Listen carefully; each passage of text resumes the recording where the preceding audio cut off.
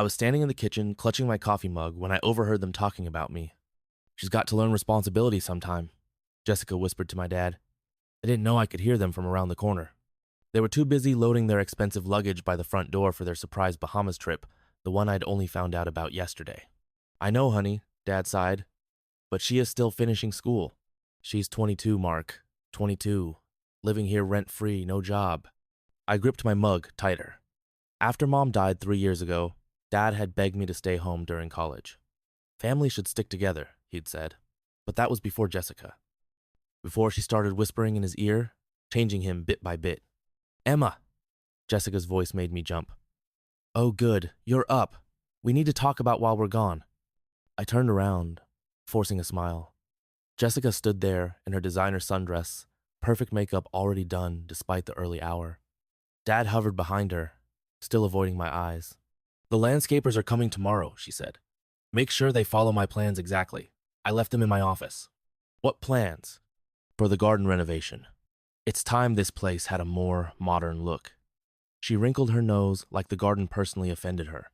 My stomach dropped. Mom's garden. The one she'd tended for 15 years, the one I'd kept alive after she died. "And Emma?" Jessica's voice went sugary sweet. "Maybe use this time to look for a job? We can't support a freeloader forever." The word hit me like a slap. Freeloader. After everything I'd done for them, the endless nights helping Dad with work presentations, all the charity events I'd organized for Jessica, running their entire household while taking a full course load. "The cab's here," Dad announced, grabbing their bags. I watched them leave through the kitchen window. Neither of them looked back. As soon as they turned the corner, I went to Jessica's office. Everything white, chrome, and cold, just like her. The landscaping plans sat on her desk under a crystal paperweight. I unrolled them with shaking hands. The design was exactly what I'd expect. Stark modern lines, geometric hedges, granite pathways.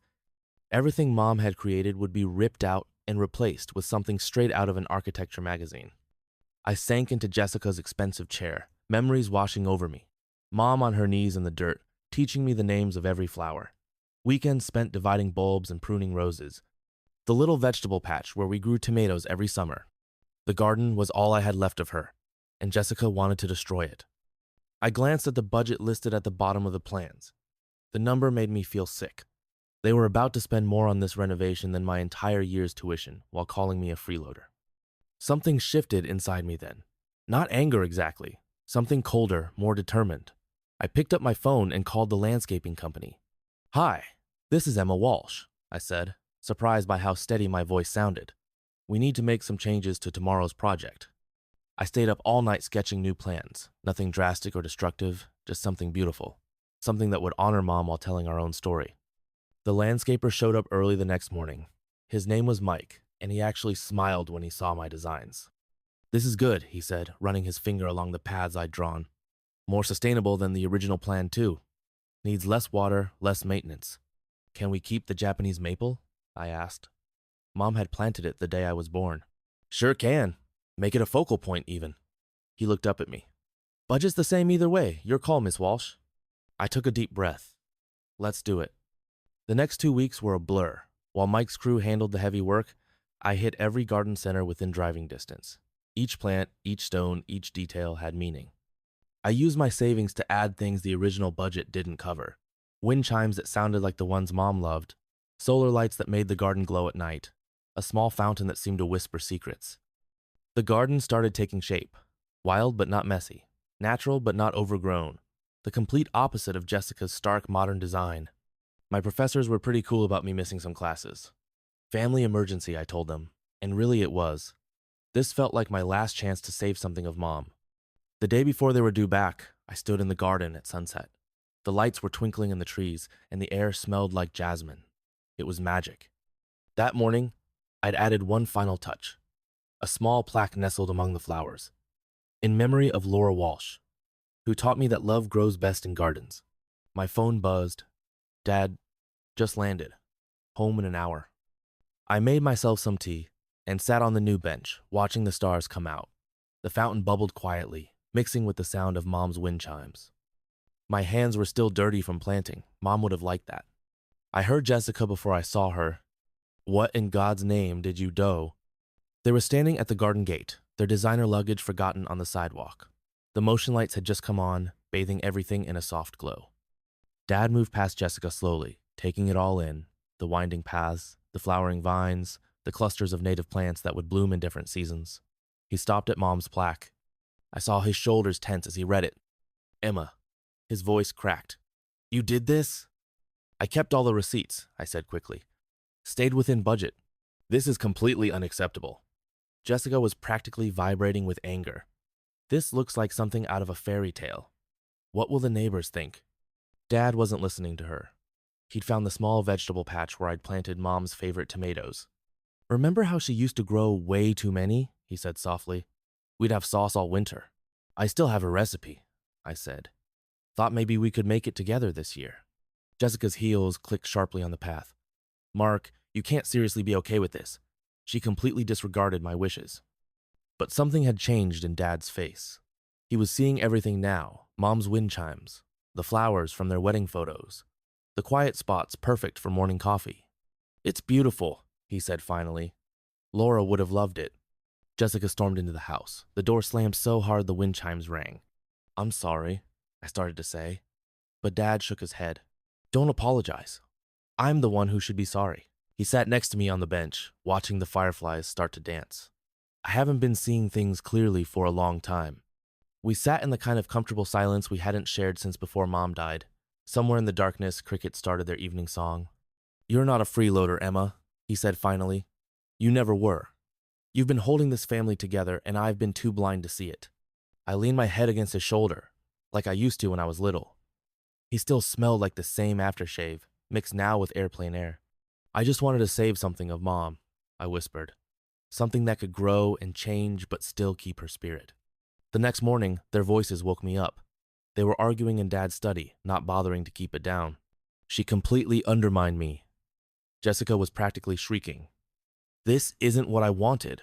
Maybe that's the problem, Dad shot back. This isn't just about what you want. Emma created something meaningful here. So you're taking her side now? I'm not taking sides. I'm finally seeing clearly. And if you can't understand why this matters, I shut my window and grabbed my gardening gloves.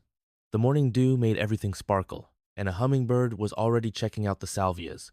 Mom used to say hummingbirds were good luck. Things changed pretty fast after that. Jessica started staying late at her office, leaving before dawn. Dad started joining me for coffee in the garden each morning. One Saturday, while we were planting bulbs together, he said, I've been thinking, maybe it's time for some changes. My hands froze in the dirt. What kind of changes? Big ones. He sat back on his heels looking around the garden. Life's too short to live someone else's version of happiness. 2 days later, Jessica moved out. Just left a note saying she needed space to reassess. Dad didn't seem surprised or sad. The garden kept growing, and so did we. Dad and I spent a weekend making Mom's tomato sauce, filling the kitchen with laughter and memories. I taught him how to cook with fresh herbs. He actually turned out to be pretty good at it. I started my last semester of college and got a part-time job at an environmental consulting firm. The owner had seen our garden and loved the sustainable design. You've got a good eye, she told me, both for beauty and practicality. We need someone like you. Funny how things work out. The garden Jessica had hated opened the door to my future career. One October evening, Dad and I were sharing tea in the garden. The autumn flowers were blooming, and everything was painted gold by the sunset.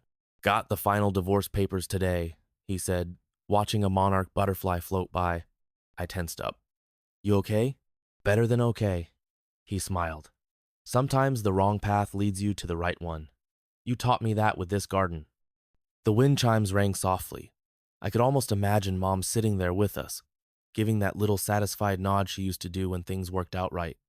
I've been thinking, Dad said, maybe next spring we could expand the vegetable garden? Share with the neighbors like Mom used to? The garden kept telling our story as the seasons changed. The Japanese maple turned bright red, then dropped its leaves all over the paths. Dad and I collected seeds from Mom's favorite flowers for next year. The neighbors started stopping by more. Mrs. Martinez brought cuttings from her herb garden. Old Mr. Wilson asked for help starting his own vegetable patch. My part-time job turned into a full-time offer after graduation.